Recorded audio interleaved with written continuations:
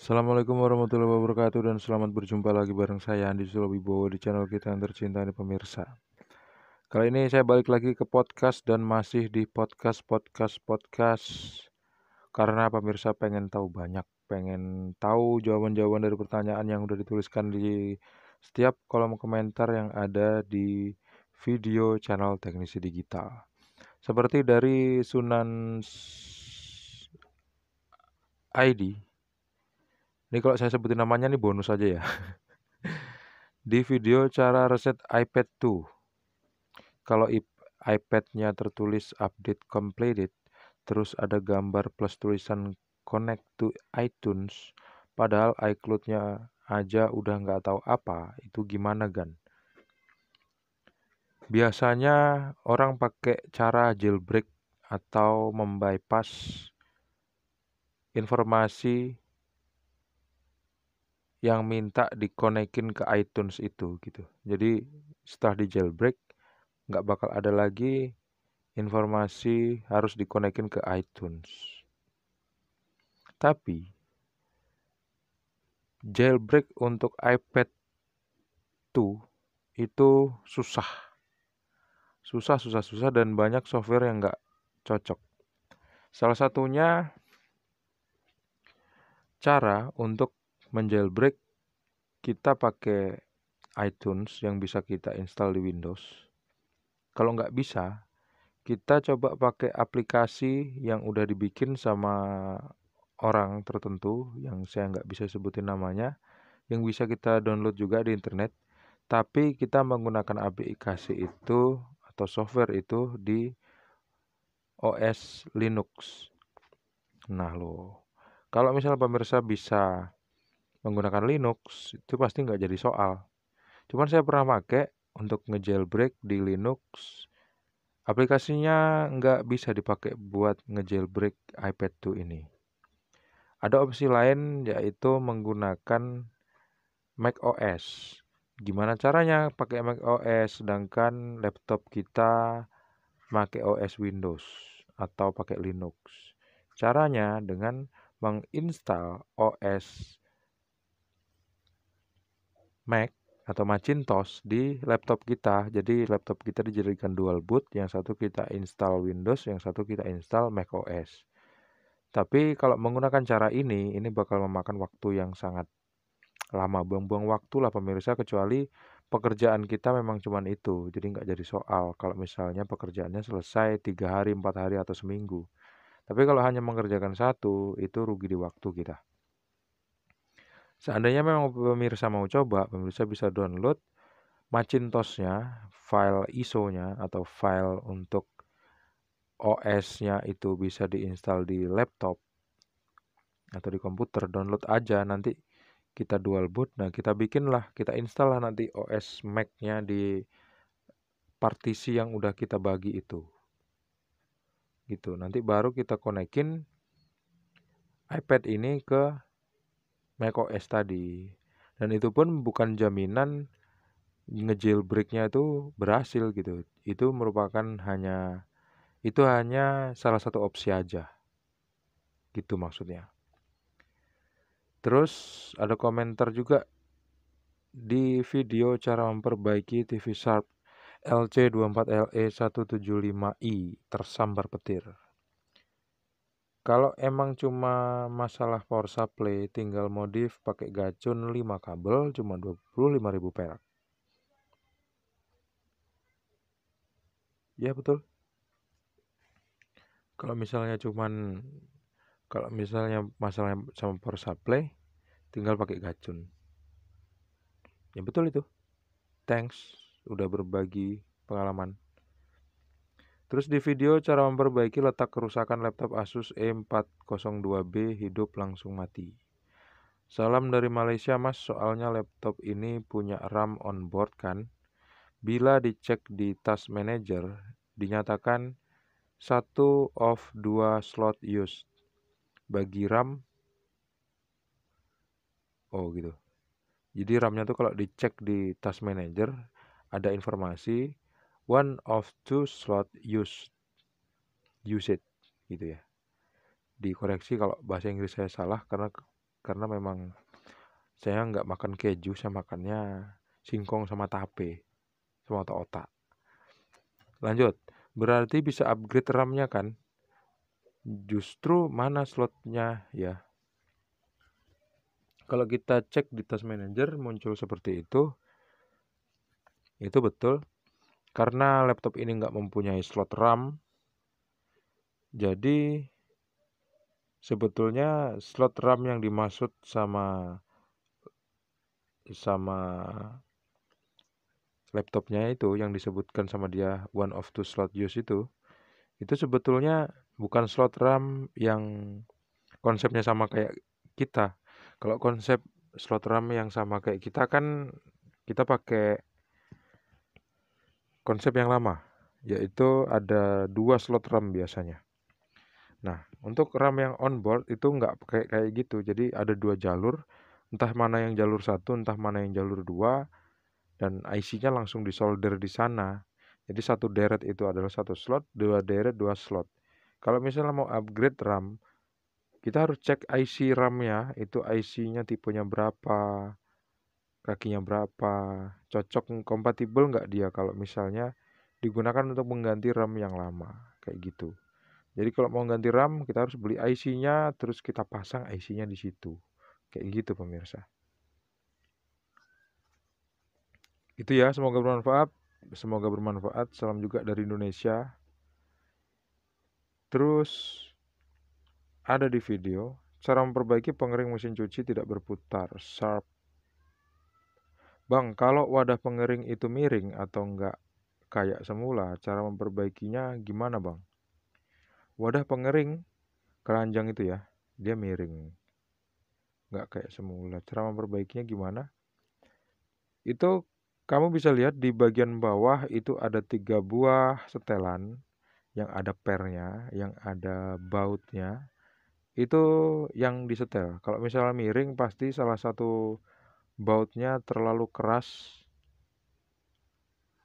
muternya, terlalu ketat gitu. Akhirnya dia lebih pendek daripada baut-baut yang lain.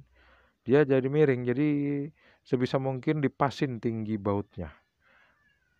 Setelannya itu nanti kamu bisa lihat di motor pengering itu ada 3 buah kayak tabung gitu. Tapi bukan tabung dia, kayak pipa gitu warna hitam. Di dalam itu ada per dan di atasnya ada baut. Dan dia dudukannya. Dia lebih tepatnya dudukan ya. Dudukan motor itu bautnya disinkronin, disamakan gitu supaya dia nggak miring. Nah, kalau misalnya itu masih udah diperbaiki, udah disinkronkan, udah disamaratakan tinggi bautnya, kalau bisa pakai penggaris atau meteran supaya tingginya persis. Kalau misalnya udah digituin tapi masih miring, berarti di dalamnya itu di celah keranjang itu biasanya ada baju yang masuk, biasanya sempak yang masuk ke situ. Coba aja kamu rogoh, kamu ambil di situ, biasanya di asnya bagian bawah di dalam keranjang pengering, di luar keranjangnya tapi masih ada di dalam mesin cucinya. Itu ada kain gitu yang terselip di sana. Itu ya.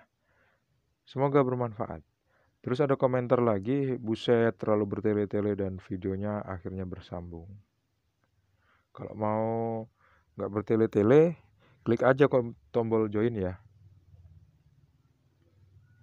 Terus ada di video cara memperbaiki pengering mesin cuci mati total, tali rem putus. Nggak komplit, nanggung bagi ilmunya setengah-setengah. Nyantolin talinya nggak diliatin, waktu aja 11,5 detik. Kalau untuk ini mau lebih detail, kamu bisa klik tombol join atau tombol gabung, nanti saya tunjukin detailnya gimana. Dan untuk teman-teman yang lain yang udah ikutan di tombol join atau tombol gabung, mereka udah paham gitu gimana cara masangnya meskipun nggak saya tunjukin. Tapi saya nggak membeda-bedakan karena pemahaman setiap orang beda-beda ya. Cara masang remnya ya kayak gitu tuh. Kalau misalnya putus terus masang tali rem, ya dikasih kabel diganti sama kabel diganti sama kabel NJA atau tali langat atau tali tampar atau pakai kawat, bebas. Gitu ya buat kamu, semoga bermanfaat. Terus di video cara memperbaiki mesin pompa air Shimizu PS128BIT. Bang, kalau misalnya dicolok dia diem, tapi pas diputerin si baling-balingnya jadi nyala, itu kenapa ya? Itu karena kapasitornya udah lemah. Kamu ganti aja kapasitornya, dia nanti bisa sembuh lagi. Yang kedua, asnya itu udah seret. Jadi kamu harus bongkar dan bersihkan, ganti bearingnya. Kalau dia nggak pakai bearing, kalau dia pakai busing, ganti busingnya. Semoga bermanfaat. Terus ada dua lagi yang saya bacain aja langsung hari ini ya. Di video cara memperbaiki kipas angin Cosmos 16 SDB berdengung. Ada dua komentarnya dari orang yang sama 3 jam yang lalu ditulis di sini. Dan oh bukannya kayaknya yang bawah dulu ya. Mas, kalau seperti itu bisa tahan lama nggak atau pasti akan ada saatnya macet lagi? Kalau seperti itu solusinya apa karena kipas angin ini udah beberapa kali servis dan masalahnya dengung lagi, dengung lagi. Dan bisa nggak sih kalau pas dibersihin dinamonya bisa dibuka buat dibersihin sekalian? Bisa kok. Kalau misalnya kipas angin berdengung itu dia ada beberapa macam kerusakan. Yang pertama karena seret itu bisa kita bersihin. Di asnya itu bisa kita bersihin semprot pakai cairan pembersih nanti dia lancar lagi. Kalau nggak ada cairan pembersih kita bisa pakai minyak goreng. Dikit aja ngasihnya. Kalau beberapa hari lagi dia seret lagi terus berdengung lagi baling-balingnya nggak muter. Karena penyakit yang awal itu ada pada as, berarti kita mengganti busingnya atau bosnya itu kita ganti. Kalau misalnya udah kita ganti masih seret juga, coba kita ganti bearing. Gitu. Kalau misalnya ganti bearing itu malah ribet, lambat kerjainnya pakai ribet lah pokoknya pemirsa.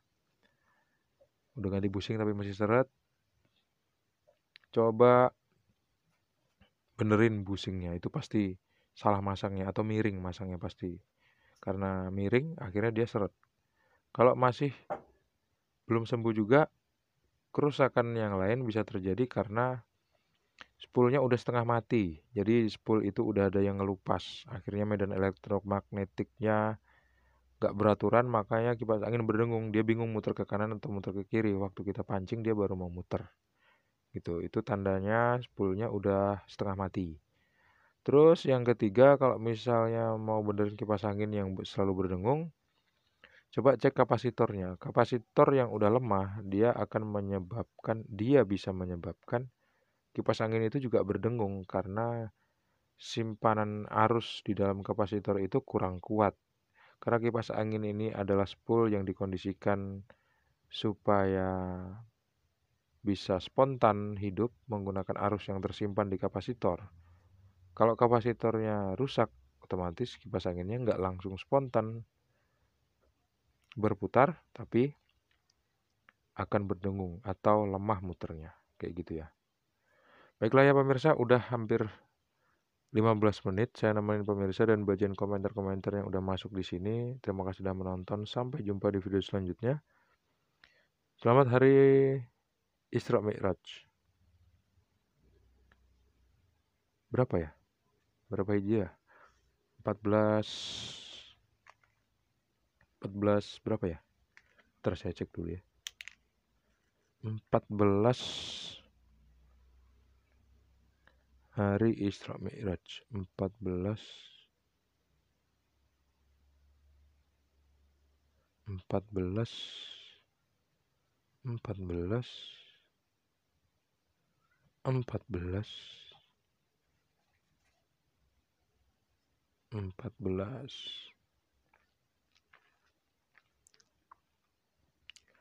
14 Wah, lupa saya. Pokoknya selamat hari Isra Miraj deh di tahun 2021. Terima kasih pemirsa sudah menonton. Sampai jumpa di video selanjutnya. Assalamualaikum warahmatullahi wabarakatuh. See you and bye-bye.